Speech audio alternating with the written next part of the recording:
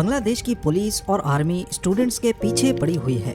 کہیں police veins students کے اوپر سے گزرتی ہوئی دکھائی دیں تو کہیں ہیلی کاپٹرز کو یونیورسٹی کی چھتوں پر لینڈ کرتے دیکھا گیا۔ ہزاروں لاکھوں اسٹوڈنٹس سڑکوں پر پروٹیسٹ کرتے دکھائی دیے، کہیں پر ریلیز نکالی گئیں تو کہیں پروٹیسٹ مارچ۔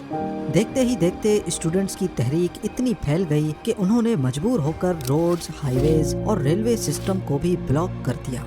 نوبت یہاں تک آ پہنچی کہ بنگلہ دیش کی سرکار نے پولیس کے ساتھ ساتھ آرمی کو بھی اسٹوڈنٹس کے مد مقابل لا کھڑا کیا۔ لوکل میڈیا تو ویسے ہی کچھ رپورٹ نہیں کر رہا تھا، اوپر سے انٹرنیٹ، سوشل میڈیا اور سب سے بڑھ کر واٹس ایپ بھی بلاک کر کے اہم ایریاز میں کرفیو نافذ کر دیا گیا، اور کرفیو بھی ایسا ویسا نہیں بلکہ شوٹ ایٹ سائٹ۔ کئی مقامات پر اسٹوڈنٹس کے اوپر ڈائریکٹ گولیاں بھی برسائی گئیں۔ 200 سے زیادہ نہتے اسٹوڈنٹس مارے گئے، کئی ہزار زخمی اور بے شمار اسٹوڈنٹس کو اریسٹ کر لیا گیا۔ اس سب کے ساتھ ساتھ اتنے دنوں تک ملک شٹ ڈاؤن رہنے کی وجہ سے بنگلہ دیش کو $2 بلین سے زیادہ کا نقصان ہو چکا ہے۔ اتنا سب کچھ ہونے کے بعد سب کے ذہن میں ایک ہی سوال منڈلا رہا ہے کہ بنگلہ دیش میں آخر یہ سب کیوں ہو رہا ہے۔ سب کی شروعات 5 جون 2024 کو ہائی کورٹ کے ایک فیصلے کے بعد سے ہوئی، جب انہوں نے بنگلہ دیش سول سروسز میں کوٹا سسٹم کو واپس سے بحال کر دیا۔ شروعات میں کچھ پیسفل پروٹیسٹ دیکھے گئے، لیکن اس کے بعد عید کی چھٹیاں آنی تھیں، اسی وجہ سے ملک بھر میں پروٹیسٹ پوسٹ پون کر دیے گئے۔ عید کے بعد اسٹوڈنٹس نے دوبارہ سے پروٹیسٹ شروع کیے، اور اس بار یہ کچھ زیادہ سیریس تھے۔ انہوں نے روڈز بلاک کیے اور کوٹا سسٹم کو ختم کرنے کی ڈیمانڈ ظاہر کی۔ ویسے تو پروٹیسٹ کا مقصد کوٹا سسٹم کا خاتمہ تھا، لیکن دیکھتے ہی دیکھتے اس میں اور بھی کئی وجوہات شامل ہو گئیں۔ بنگلہ دیش میں عوامی لیگ پارٹی کی گورنمنٹ ہے، اور اسی پارٹی کا ایک اسٹوڈنٹ ونگ ہے جس کو چھاترا لیگ کہا جاتا ہے۔ چھاترا لیگ کے ممبرز نے پروٹیسٹ کرنے والے اسٹوڈنٹس پر کئی مقامات پر حملے کیے، اور وہ بھی پولیس کی سپورٹ سے۔ اس معاملے پر اسٹوڈنٹس جو پہلے صرف کوٹا سسٹم کے خلاف پروٹیسٹ کر رہے تھے، ان میں غصے کی ایک لہر دوڑ گئی۔ ساتھ ہی ساتھ کئی مقامات پر آرمی نے UN کی گاڑیوں کو پروٹیسٹرز کے خلاف استعمال کیا، جس سے یہ سمجھا گیا کہ شاید یونائٹڈ نیشنز بھی اس سب میں ملوث ہے۔ جب یہ خبر انٹرنیشنل میڈیا پر چلی تو پوری دنیا میں یونائٹڈ نیشنز کا ایک برا امپریشن گیا، اور UN نے بنگلہ دیش سے ایسا کرنے کی وجہ طلب کی۔ معلوم پڑا کہ کچھ گاڑیاں UN مشن کو رینٹ کی گئی تھیں، لیکن ان پر سے لوگو نہیں ہٹایا گیا تھا۔ ابھی پروٹیسٹرز کا غصہ تھما ہی نہیں تھا کہ 14 جولائی 2024 کو بنگلہ دیش کی پرائم منسٹر شیخ حسینہ نے کچھ ریمارکس دیے، جس نے معاملے کو مزید گمبھیر بنا دیا۔ ان کا کہنا تھا کہ فریڈم فائٹرز کو اگر جابز میں کوٹا نہیں دیا جائے گا تو کیا رضاکاروں کو دیا جائے گا؟ پرائم منسٹر کے اس بیان نے تو جیسے آگ سی ہی لگا دی، لیکن اس بیان کی اصل ویلیو آپ کو تب سمجھ آئے گی جب آپ کو فریڈم فائٹرز اور رضاکار کے بارے میں علم ہوگا۔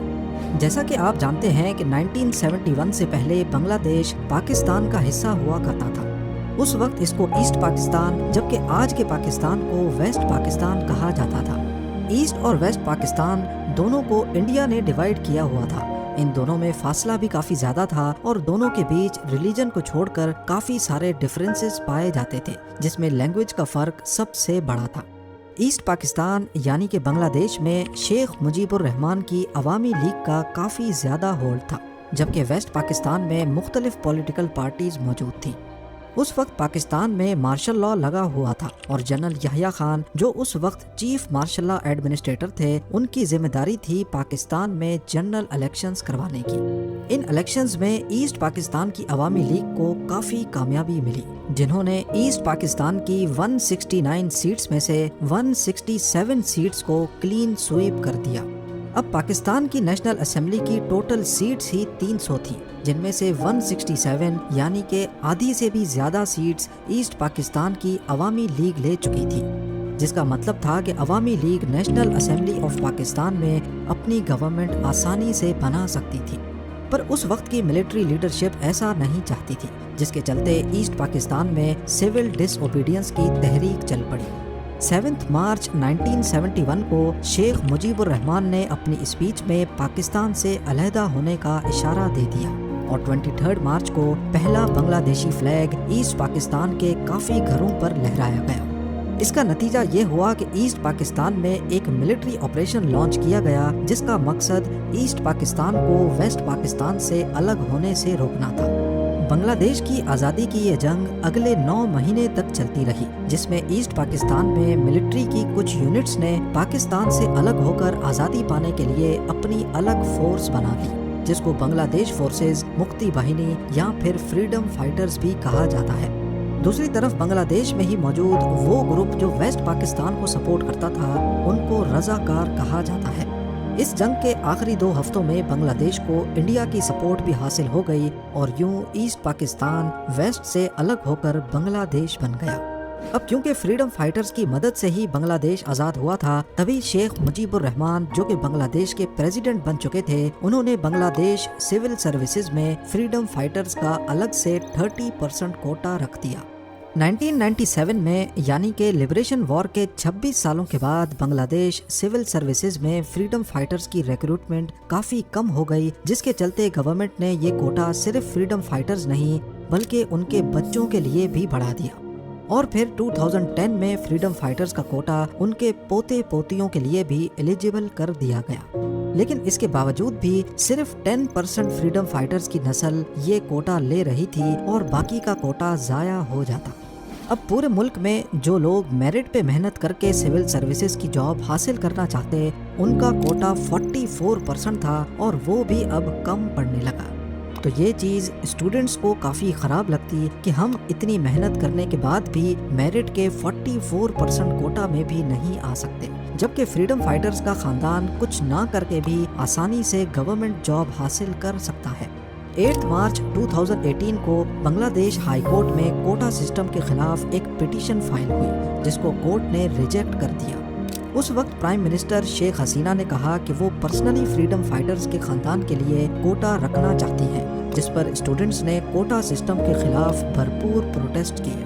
ان کا کہنا تھا کہ یا تو فریڈم فائٹرز کے بچ جانے والے کوٹا کو میرٹ والے کوٹا میں مرج کر دیا جائے یا پھر فریڈم فائٹرز کا کوٹا کم کیا جائے۔ اس پر پرائم منسٹر شیخ حسینہ نے ایگزیکٹو آرڈر جاری کیا اور بنگلہ دیش سول سروسز میں سے کوٹا سسٹم ہی ختم کر دیا۔ اگلے کچھ سالوں تک خاموشی رہی، لیکن پھر اچانک بنگلہ دیش ہائی کورٹ نے 5 جون 2024 کو شیخ حسینہ کا وہ ایگزیکٹو آرڈر کینسل کر کے کوٹا سسٹم واپس سے بحال کر دیا، اور یہیں سے دوبارہ پروٹیسٹ شروع ہو گئے۔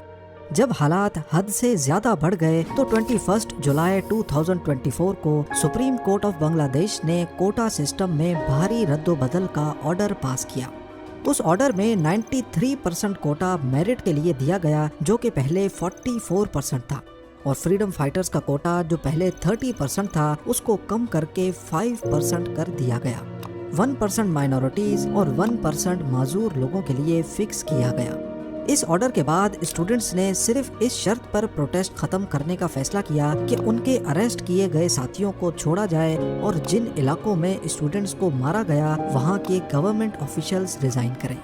فی الحال جس وقت یہ ویڈیو بن رہی ہے اس وقت تک اسٹوڈنٹس کی ڈیمانڈز پوری نہیں ہوئی، لیکن گورنمنٹ کا ماننا ہے کہ سچویشن کافی حد تک کنٹرول میں ہے۔ موبائل سروس، انٹرنیٹ اور سوشل میڈیا دوبارہ سے کھولے جا رہے ہیں۔ آپ کا اس پورے سینیریو کے بارے میں کیا خیال ہے؟ مجھے کمنٹ سیکشن میں ضرور بتائیے گا۔